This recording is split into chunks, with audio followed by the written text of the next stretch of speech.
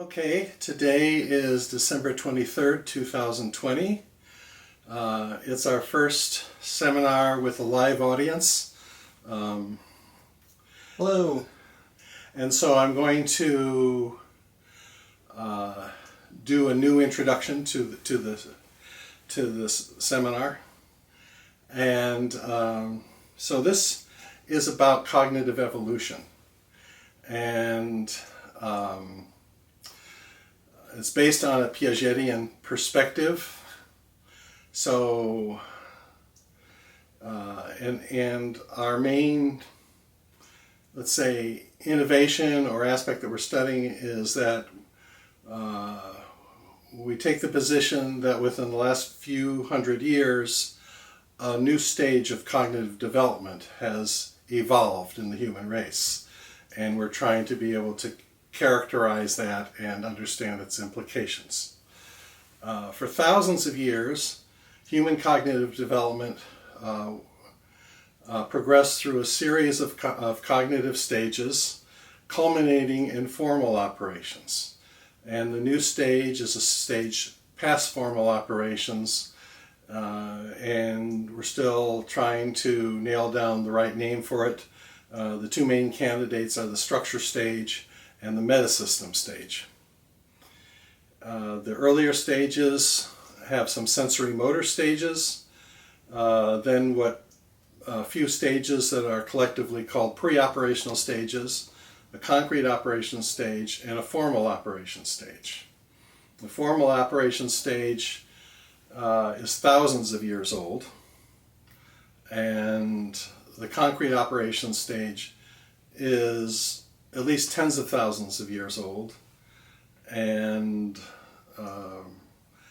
prior to concrete operations, probably something comparable has been around for 50 or 100,000 years, if not a million years. So just a little autobiographical statements how I got interested in this. When I was in high school, I only had one course in physics, so I was learning, I guess now it would be Newtonian mechanics.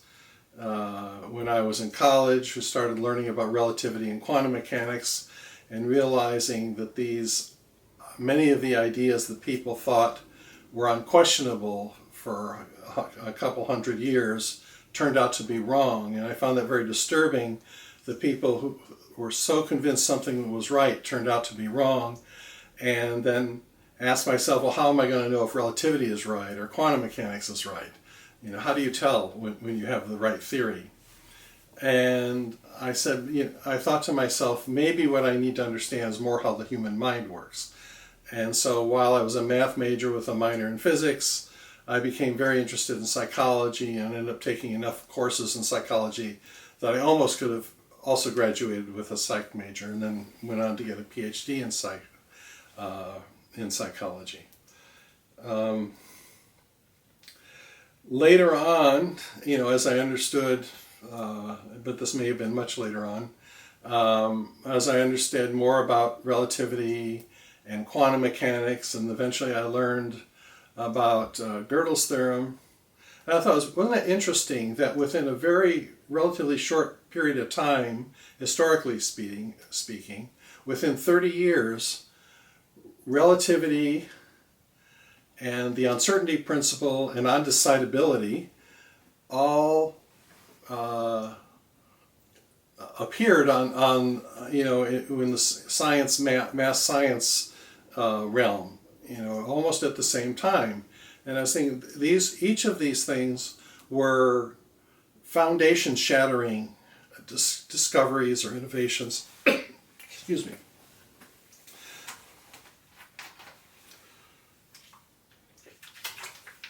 And I wondered, I just thought, isn't it amazing, wouldn't it be just a coincidence that those things that sort of sound a little bit alike to me, relativity, uncertainty, undecidability, they all sort of had a certain feel about them, and I thought it was maybe more than a coincidence that those appeared about the same time, and thought that maybe they appeared because they were the fruits of a new stage of cognitive development.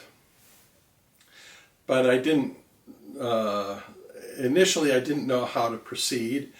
And since I was basing what I was doing on what Piaget had been saying, and Piaget had described formal operations as a final stage of, that achieved a final equilibrium, that it didn't sound like he supported the notion of a post-formal operation stage. On the other hand, fairly late in his career, he wrote a book called Structuralism, and he talked about at the beginning he calls it a structuralist movement, and he articulates the basic principles of it, and then talks about examples in several different fields, in the physical sciences and the biological sciences, in linguistics, and philosophy. And he criticizes some of the structuralists' manifestations, and thereby establishing his own. That this is what he believes structuralism is. And in the end, he says structuralism isn't a doctrine, it's a method. And he compares it to the hypothetical deductive method, which elsewhere in the book on the growth of logical thinking from childhood to adolescence, he says formal thinking is hypothetical deductive thinking. So as I read through the structuralist book, I now believe that what is characterized in there is a post-formal operations stage of development, and that and the characteristics of it are informal operations, which go from about 11 years old to 15 years old is when that's developing.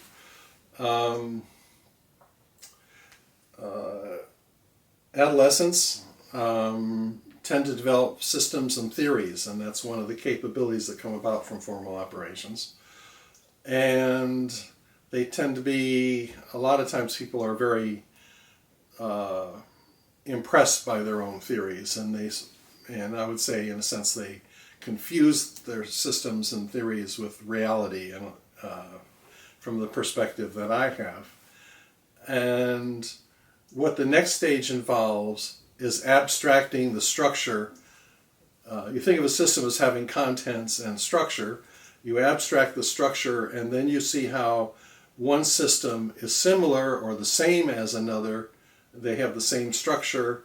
That becomes very powerful in mathematics, and then turns out that in turn has implications for other fields of science.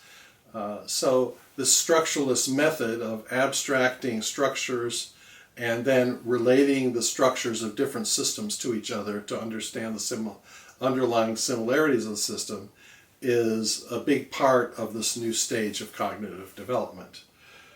So you might ask, since we were talking about cognitive evolution, when did this structuralist stage first appear? And again, with Piaget talking about a movement, he assigns as the beginning of the structuralist movement Galois' development of group theory around 1830. So that at first kind of bothered me a bit, because that's more than 70 years preceding the relativity, uncertainty, and non-decidability. But then again, he wrote up group theory and sent it off to some friends while he died in a duel, and nobody was around to pick it up for 20 years. And after about 20 years, somebody who had his papers decided there was some importance to it and started publishing the ideas.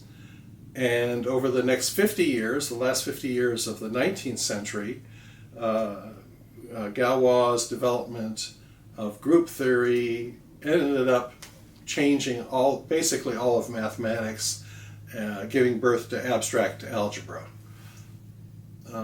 I think that's interesting from the standpoint, if you think of pre-operational intelligence is sort of as being associated with counting, and you think of concrete operations as being associated with arithmetic, and formal operations as being associated with algebra, and then this new structure stage is then associated with modern algebra.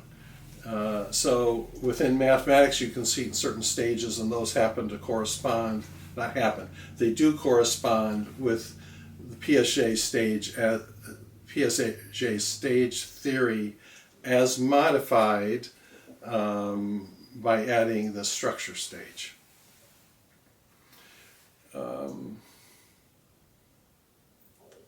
So that's the basic thesis. So how would you compare and contrast humans during the operational stage versus humans in the post-operational stage? Okay.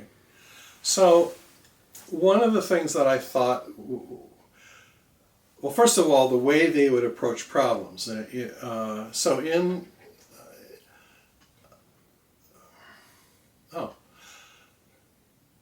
Well, I'll first say generally, and then I'll give an example.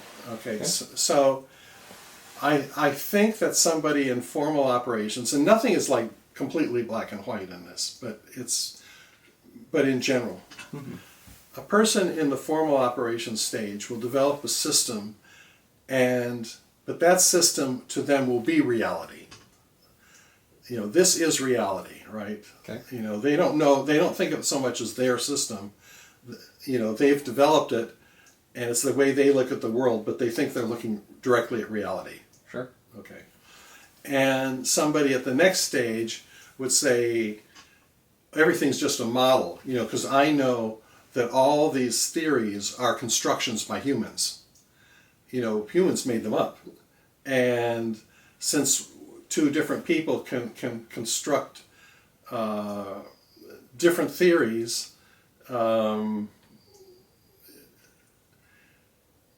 then even though those theories might be inconsistent with each other, they might be equally consistent or inconsistent with reality. And so you're not quite so,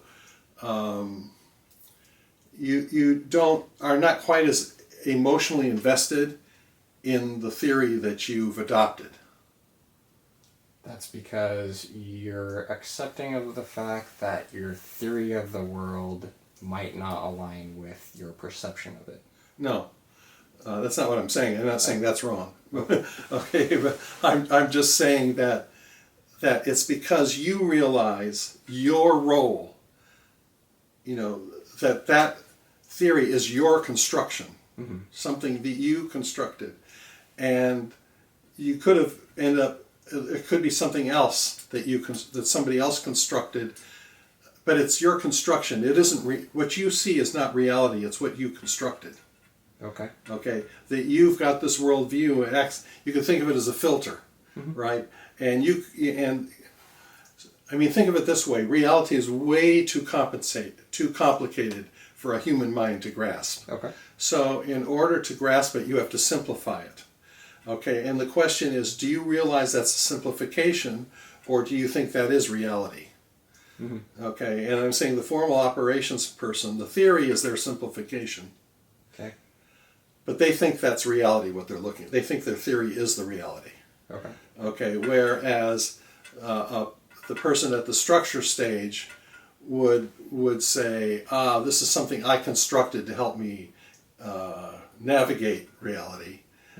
And it isn't the only way to simplify reality. Somebody else could simplify reality in a different way, and it might also work for their purposes. Okay. And is that kind of like the difference between Newtonian mechanics versus quantum mechanics? Where previously Newtonian mechanics was the main way of thinking about how physics in the world worked, using the tools that were available at the time, it seemed like that matched, what was being measured matched the theory. And then later on, we find out, well, if you look at the really micro scale or if you look at the really macro scale, well, Newtonian mechanics kind of falls apart. Right. But, like, as far as what people are able to actually perceive themselves, Newtonian mechanics still kind of work out. So, I guess, would people in the, the structural stage Right. accept that, okay, Newtonian mechanics is a good way to sort of perceive what is immediately available to us but might not be completely accurate, versus what people were thinking in the functional stage where Newtonian mechanics matches what they perceive, so that has to be the truth. Yeah, that's true. That's accurate statement of what I'm saying. Okay. Okay. I would say at present, the attitude would be, and I don't think you have to be at the structural stage to understand this now, simply because it's so much part of our, it's a community understanding. But the first people to do it would have to say, okay, Newtonian mechanics is now a good engineering approximation as long as you're, away from these extreme cases. But it's not the truth. And to take, I guess people have a lot of confidence in quantum mechanics right now. Mm-hmm. So maybe relativity is a better example. But all through my life, people would say, Einstein proved to be right on this. Einstein proved to be right on this. But it seemed like they were always ready for him to be refuted. Mm-hmm. Right? And amazingly enough, he, most of the time he comes out having made some prediction that turned out to be right. And people thought, it might not. But the attitude towards Einstein theory and towards, I think, to quantum mechanics, I think there aren't that many people thinking these are ultimate theories, that they completely reality. And for example, if you really thought quantum mechanics, was there, for example, then why would there be string theory, right? And string theory was an interesting case because I think there were something like 6 different string theories or something like that, mm-hmm. and that were all 10-dimensional string theories, and then somebody came up with 11-dimensional one that sort of integrated all of the 10-dimensional theories. And so that was a good example of, one level down, there are lots of different ways to do it, and they seem to be not consistent with each other.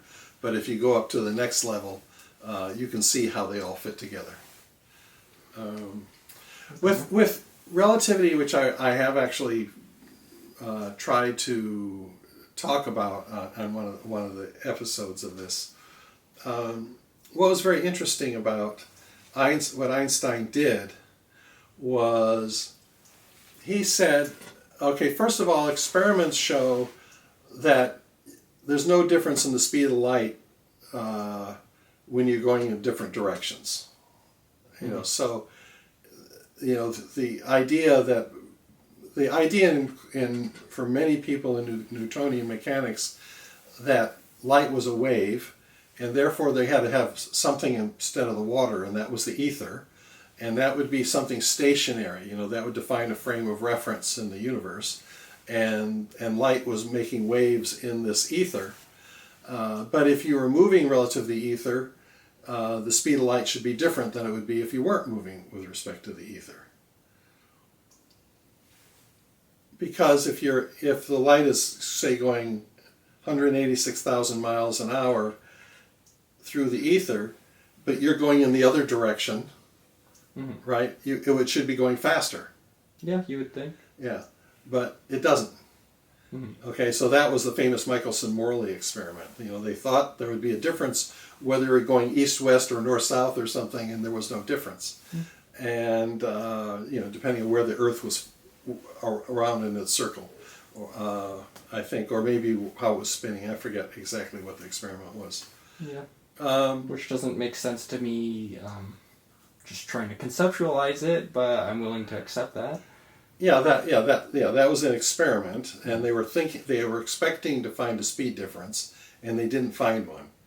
And so one way of looking at it is to say, oh well, there's something wrong with the way they set up the experiment, or something like that. But when Einstein said, oh well, that's what they found, so let's assume it's true.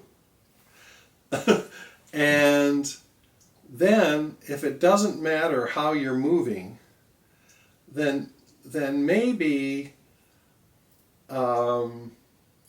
if you have all these different observers that are moving relative to each other, they should have the same laws of physics.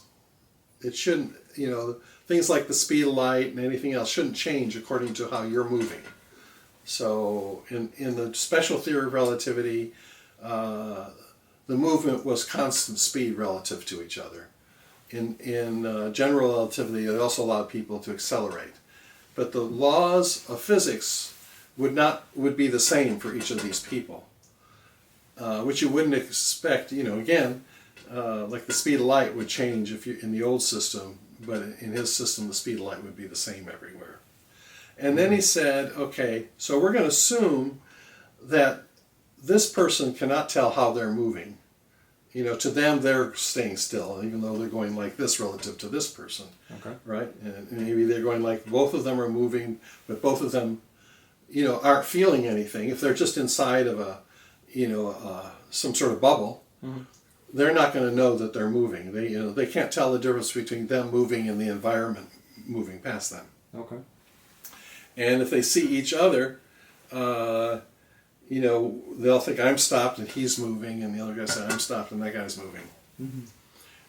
And so the laws of physics shouldn't require them to know that they're moving. And then what would they see? And so he did he then started doing some calculations on what would other things would have to change in the way we view the universe in order for these laws to be the same for both these people. And interestingly enough, a lot of things that you would consider intuitive break down. One is, which you may have heard, very fast-moving objects contract. They get squashed as faster they go, which didn't make a lot of sense. Another thing is if you have two people and one of them's accelerating, like going around the Earth, and the other one's sort of standing still, this person will age more than this person. Time will be faster on Earth than for the person orbiting it. Okay. And I think they've actually done twins, and they could tell the difference. And causality, synchronization is off, and locality of time, causality, the concept of causality sort of breaks down because when something happening here looks like it happens before this, but from another perspective, maybe this thing looks like it happened first. Okay.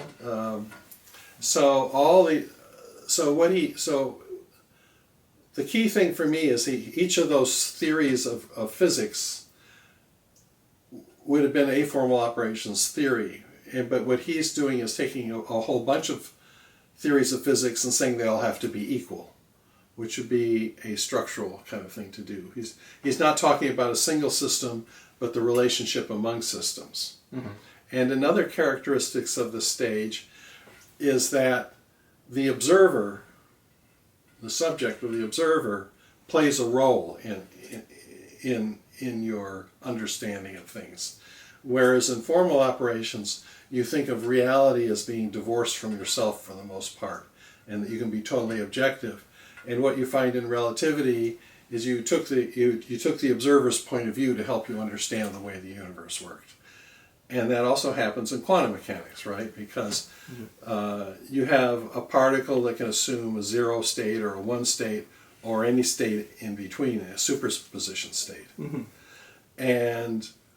But you don't know what it is, and if you take a measurement, it collapses to the 0 or the 1, right? It doesn't collapse to any of those superposition states. So there isn't any way to find out the actual value of something. All you can do is you take a measurement, and that a measurement affects what's going on in quantum mechanics. Okay. Yeah, I think I heard something about that. Something to do with the German dude and his cat. Yeah. Was it Heisenberg? Schrodinger? Oh, Schrodinger's cat, right. Schrodinger's cat. Very good.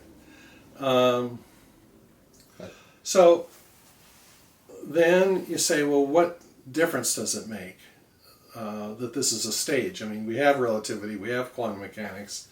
What difference does it make? But part of it is that you could then go into other fields of science and see, are they at a formal operation stage or are they in a structure stage? So one thing is you might see the same transition, that these something in common between the transition between Newtonian and relativity, Newtonian mechanics and quantum mechanics, and do you know who Gödel is? Mathematician? Know of them, but Okay, and so forget what they do. So what he did is there was a huge program, just as in physics, where everyone thought, hey, we're going to explain everything by Newtonian mechanics, right? And then they get to Mercury and it's just a little off, and they first try to explain it in terms of experimental error or something like that, and then it turns out no, it's a relativistic effect, right? So mathematicians were trying to systemize math. They thought they should be able to state, here are the axioms, like in Euclid. You may have remembered there's maybe 5 axioms, and all the geometry is supposed to be based on it. Okay. Yeah. I don't know what the 5 axioms are. Yeah, so they're trying to do that for arithmetic and all mathematics.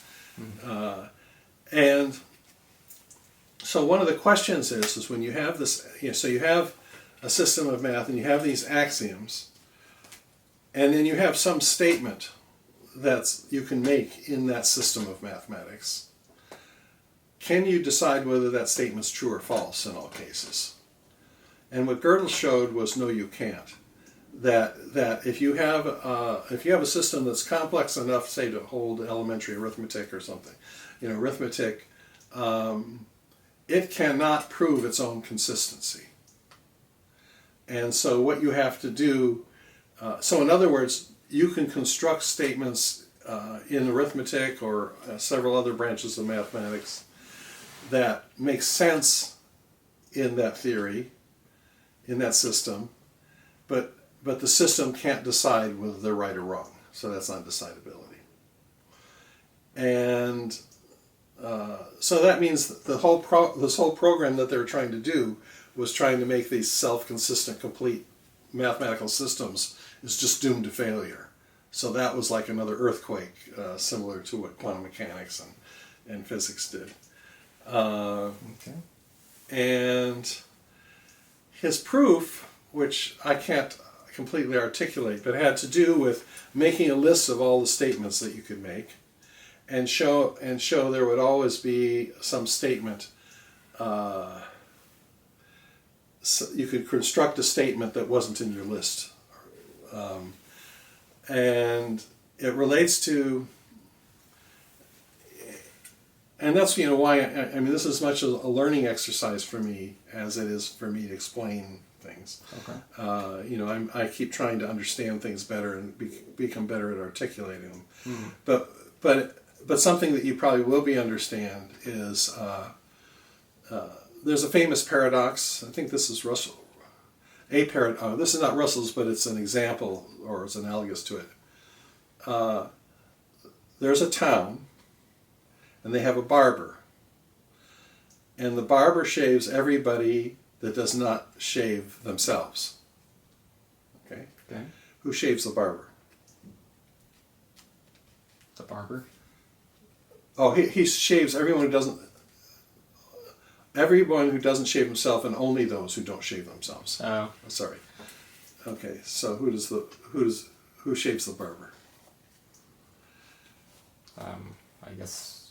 Well, if he That's shaves the himself, then he must be in the class of people who don't shave themselves. Mm-hmm.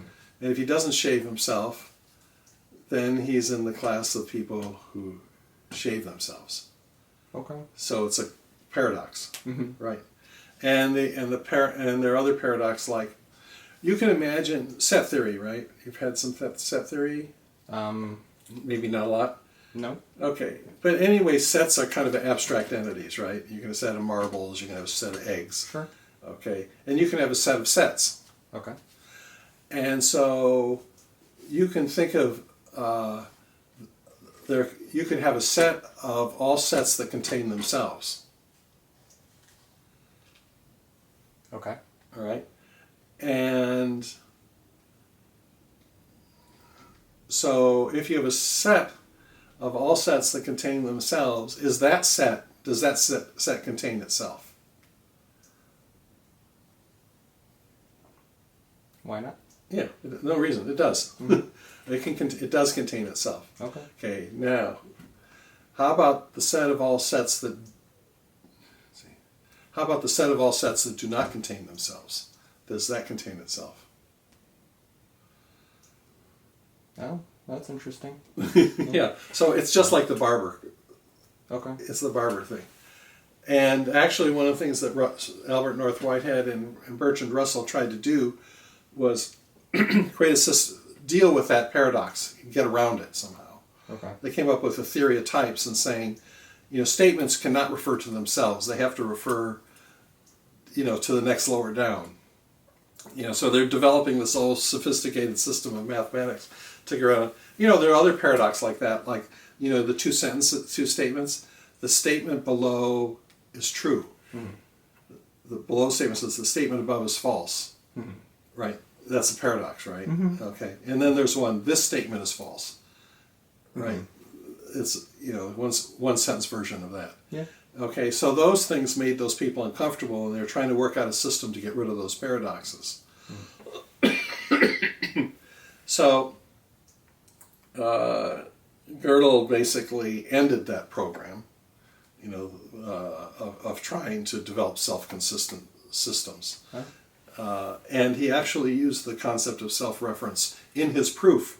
So instead of treating like it's something to be avoided, it was actually part of his method. Cool. Okay, and so that's the self-reference and importance of the observer are characteristics of this structural stage.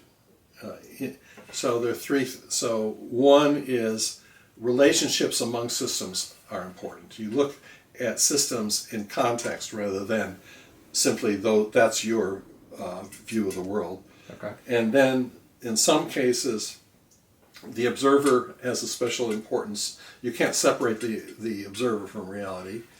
And this idea of self-reference being something you accept into your system as opposed to something you're trying to ban from the system. Okay. So I guess what kind of benefits has humanity seen from this cognitive evolution? Okay. So, well, some of them, it's kind of tautological, so it's cheating, but I'll go ahead and say it. Well, if I'm saying relativity came from it, and quantum mechanics came from it, and maybe psychoanalysis, maybe Charles Darwin's theory of evolution, Gödel's theorem, Sure. computer science information theory, then modern algebra, so it's sort of a given. It's not impressive because those things already exist, whether I've said this or not. Mm-hmm. But if strictly speaking, those are benefits of us having, from my point of view, those are benefits for humans having achieved a new level. But if you're asking but the other question is, how does it help knowing that there's this cognitive new cognitive stage and attributing these other things to it? How does that help? Mm-hmm. Well, one of the interesting things actually came out because Piaget criticized some people in other fields, basically on the ground that they hadn't become structuralists yet. They weren't doing it right, and so he criticized this Nobel Prize winning geneticist for being, ignoring these structuralist principles. And he says, no, your field is going to go in this direction and leave you behind. And he's done this over and over again. And I think, and again, and actually I tried to get somebody at the University of Michigan to be my lead professor on this topic, saying whether Piaget was right or not. Mm-hmm. Because I told him what I was thinking, the Piaget is saying there are all these self-regulated mechanisms, and the genome is not really isolated from the environment. He's not really a Lamarckian, but he's not the strict random chance mutation kind of thing. Okay. And he said, yeah, actually, there's quite a bit he started getting a little enthusiastic about the idea, that actually there was some mechanisms that he had been studying and people were studying that would support what Piaget was saying. But then later on he called me up and says, well, he didn't have time, to pursue this. Mm-hmm. That's a shame. Yeah. Well, I guess so. You were saying earlier that the evolution was seen on a community level, and most of the evidence that you've brought up so far is stuff that has happened half a century ago. I guess if this was a community evolution, I feel like I would have seen more evidence in more recent times and see more and more evidence as time goes on. Yeah, and as I perceive things, there is more stuff going on. I mean, if you look at how the world's changed since 1995, for example, with when Windows finally discovered the internet, I mean, things have changed a lot. Sure. And so I think that's partly attributable to more and more people being available who at this higher stage. You can think in terms of, just think about VMware, right? This, what was his name? I can't remember. The guy who started VMware. Let's see. I knew his wife, but I forget what. His wife is Diane Green. Diane Green. No, Wendell Rosenblum. Yes, that's him. Okay.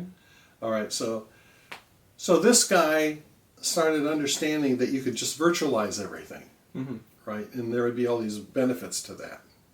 Okay. And so that's been a huge change in our society. I mean, the whole, the cloud, reliable data centers and all this stuff. Those are all things that, come from a person thinking in terms of reality as sort of a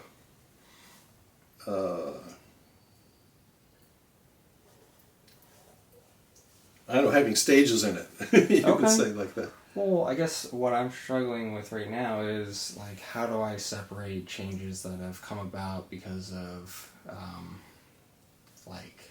technological inventions versus a cognitive evolution?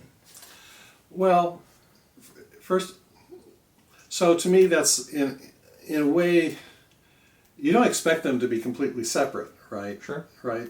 But you could say, for example, some of the innovations that occur can be done at the formal operations level, and some of them can be done at this higher level. And how do we know which one, which of these stages were involved? Mm-hmm. And that's something that that's a task, for me to be able to say, to go in and say, okay, they, we've got this virtualization trend. Okay, so how does Cliff explain the relationship between the structure stage and virtualization? I mean, I didn't really do that, right? Mm-hmm. So that's a task, all right? So, I mean, that's why this is what my thought process is not done. It's an explore. So what I'm sort of doing is publicly, doing publicly, sort of publicly, what I was doing privately before, thinking about this and what its implications are. Mm-hmm. And so I would have to say, okay, what are the skills, that would have been necessary for somebody to come up with virtualizing everything, going around virtualizing everything. Okay. My sense is that would be a structural stage kind of thing to do. There might be other things, like, what's his name, Lindell, the guy, My Pillow guy. I don't know what a My Pillow is. Oh, so this guy sells pillows. He thinks they're great pillows, right? Sure. And so I'm thinking, well, maybe this guy didn't need to be at the structure stage to come up with this pillow. I mean, maybe he did, okay. But, it's not obvious, I don't know enough about his, I don't have one of his pillows, and I don't know what kind of theory went into it. Mm-hmm. But I'm thinking that's an innovation. He's very rich. And, maybe that had something to do with how he became successful. Maybe it was structure, but you can certainly imagine there are a lot of innovations that don't require, going on that don't require things, but there are a lot of them that maybe do require this stage. Yeah. And so one of the tasks that I might have is trying to go through some of the innovations that have happened more recently, mm-hmm. and say, this one has these characteristics that fit this stage, this one doesn't have those characteristics. And so that's certainly within the realm of formal operations. Okay, so it isn't really just about like the magnitude of the change that comes about because of the innovation, it's really the inherent properties of the innovation itself. Well, so I need to have those big magnitude changes to sort of justify calling it a stage. Okay. For some, right? Mm-hmm. But once you're there, so the stages, it's not like, somebody has a stage transition and then they don't grow, right? And then they have another transition. Within, say, concrete operations, one of the things that happens during concrete operations is you develop conservation concepts, conservation of number, conservation of liquid quantity, conservation of volume. It turns out conservation of volume doesn't happen until formal operations, even though it seems very similar to conservation of liquid quantity. Yeah. So there's all these things, but they're not so earth-shattering as, the first things that you do, that changes a field of science, for example, flips the field of science. It doesn't mean there aren't subsequent develops in that science that may not be as revolutionary, but they still might require that methodology to occur. Okay. I guess maybe I'm stuck a little bit on the technological innovation part, but... like what? Well, so if I'm, I guess some of the evidence that you brought up for this cognitive evolution into the structural stage was the innovation of virtualization and even the internet. And just sort of thinking about how the internet came about, it didn't really seem like a cognitive evolution was required for it to happen. It was really more about the technological ability to create something like the internet. Being able to actually lay out wires from one location to another. It didn't really seem like the people that came up with that were on a different cognitive level than the standard layperson. So that may be true. Like you have two computers and you just want them to communicate. And that's your start, right, for the internet.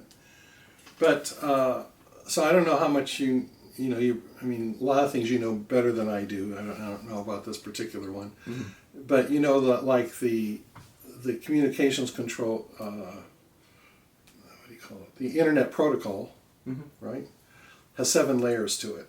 Oh, Somebody had to work out those 7 layers and how they interacted. Not easy. Sure. Yeah. So it might have been, in the beginning, internet was just some sort of simple Morse code kind of level of innovation, and but it kept growing and expanding, and people are using it in all sorts of different ways. And I think people to master the internet, like for instance Google, coming up with these things to do these searches and index the entire world. The conception behind that, is kind of mind-boggling to me. We're gonna build these little robots, digital robots, and they're gonna go all over the world, and they're going to create a big index of all the information in the world, and so we can do searches faster.